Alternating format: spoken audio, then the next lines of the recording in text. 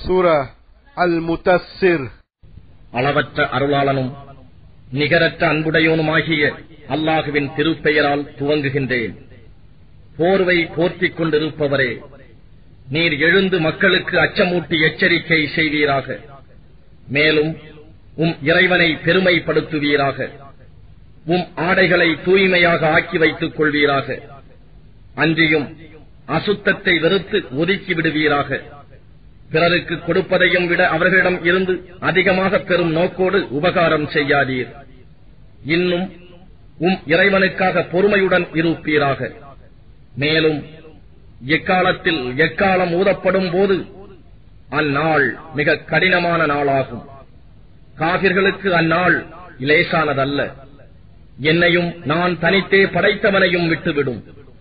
இன்னும் அவனுக்கு விசாலமாக பொருளையும் கொடுத்தேன். அவனிடம் இருக்கிறவர்களாக உள்ள புதல்வர்களையும் கொடுத்தேன். இன்னும் அவனுக்கு வசதியான தயாரிப்புகளை அவனுக்காக தயார் செய்து அளித்தேன். பின்னரும் அவனுக்கு செல்வங்களை நான் அதிகமாக்க வேண்டும் என்று அவன் ஆசைப்படுகிறான்.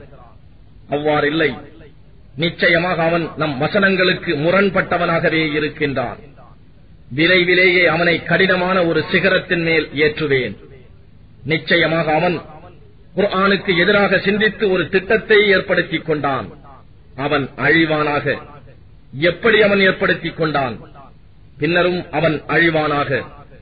எப்படி அவன் ஏற்படுத்திக் கொண்டான்? பிறகும் குர்ஆனின் வசனங்களை அவன் நோட்டமிட்டான். பின்னர் அது பற்றி குறை கூற இயலாதவனாக கடுகடுத்தான். இன்னும் முகம் சுளித்தான்.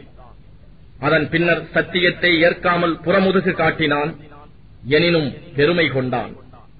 அப்பால் அவன் கூறினான், இது பிறரிடம் இருந்து கற்று பேசப்படும் சூனியமே அன்றி வேறில்லை. இது மனிதனின் சொல்லல்லாமலும் வேறில்லை என்றும் கூறினான். அவனை நாம் சக்கர் என்னும் நரகில் புகச் செய்வேன். சக்கர் என்னவென்பதை உமக்கு எது விளக்கும்? அது எவரையும் மிச்சம் வைக்காது, விட்டுவிடவும் செய்யாது. அது சுட்டு கரித்து மனிதனின் மேனியையே உருமாற்றிவிடும்.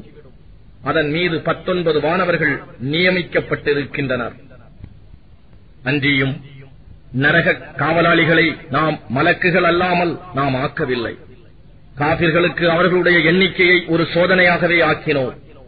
வேதம் கொடுக்கப்பட்டவர்கள் உறுதி கொள்வதற்கும், ஈமான் கொண்டவர்கள் ஈமானை அதிகரித்துக் கொள்வதற்கும், வேதம் கொடுக்கப்பட்டவர்களும் மூமீன்களும் சந்தேகம் கொள்ளாமல் இருப்பதற்கும் நாம் இவ்வாறு ஆக்கினோம். எனினும் எவர்களுடைய இருதயங்களில் நோய் இருக்கிறதோ அவர்களும் காபிர்களும் அல்லாஹ் 19 எனும் இந்த எண்ணிக்கையின் உதாரணத்தை கொண்டு என்ன கருத்தை நாடினான் என கேட்பதற்காகவுமே இவ்வாறு ஆக்கினோம். இவ்வாறே அல்லாஹ் தான் நாடியவர்களை வழிகேட்டிலும் விடுகிறான். இன்னும் தான் நாடியவர்களை நேர்வழியிலும் செலுத்துகிறான். அன்றியும் உம்முடைய இறைவனின் படைகளை அவனை தவிர மற்றவரும் அறிய மாட்டார்கள். சக்கர் பற்றிய செய்தி மனிதர்களுக்கு நினைவூட்டும் நல்லுபதேசமே அன்றி வேறில்லை. சக்கர் என்னும் நரகு நிராகரிப்போர் கூறுவது போல் அல்லர். இன்னும் சந்திரன் மீது சத்தியமாக, இரவின் மீதும் சத்தியமாக, அது பின்னோக்கி செல்லும் பொழுது, விடியற்காலையின் மீது சத்தியமாக, அது வெளிச்சமாகும் பொழுது, நிச்சயமாக அந்த சக்கரானது மிக பெரியவற்றுள் ஒன்றாகும். அது மனிதர்களுக்கு அச்சமூட்டி எச்சரிக்கை செய்கின்றது. உங்களில் எவன் அதை முன்னோக்கியோ அல்லது அதிலிருந்து பின்வாங்கியோ செல்ல விரும்புகிறானோ அவனை அது எச்சரிக்கிறது. ஒவ்வொரு மனிதனும் தான் சம்பாதிப்பதற்கு பிணையாக இருக்கின்றான்.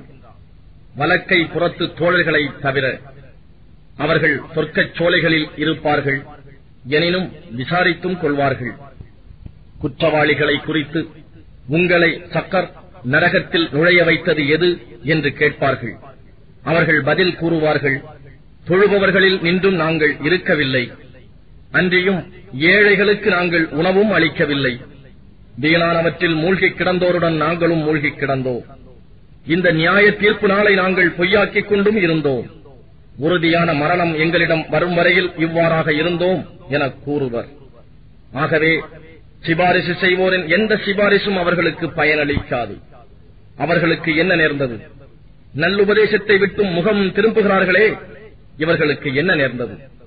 விருந்தோடும் காட்டுக் கழுதைகளைப் போல் அதுவும் சிங்கத்தைக் கண்டு விரண்டோடும் காட்டுக் கழுதை போல் இருக்கின்றனர். ஆனால் அவர்களில் ஒவ்வொரு மனிதனும் விரிக்கப்பட்ட வேதங்கள் தனக்கும் கொடுக்கப்பட வேண்டும் என்று நாடுகிறான். அவ்வாறில்லை, மறுமையை பற்றி அவர்கள் பயப்படவில்லை. அப்படியல்ல, நிச்சயமாக இது நல்லுபதேசமாகும். எனவே நல்லுபதேசம் பெற எவர் விரும்புகிறாரோ அவர் இதை நினைவில் வைத்துக் கொள்ளட்டும். இன்னும் அல்லாஹ் நாடினால் அன்றி அவர்கள் நல்லுபதேசம் பெற முடியாது. அவனே நம் பயபக்திக்கு உரியவன். அவனே நம்மை மன்னிப்பதற்கும் உரிமை உடையவன்.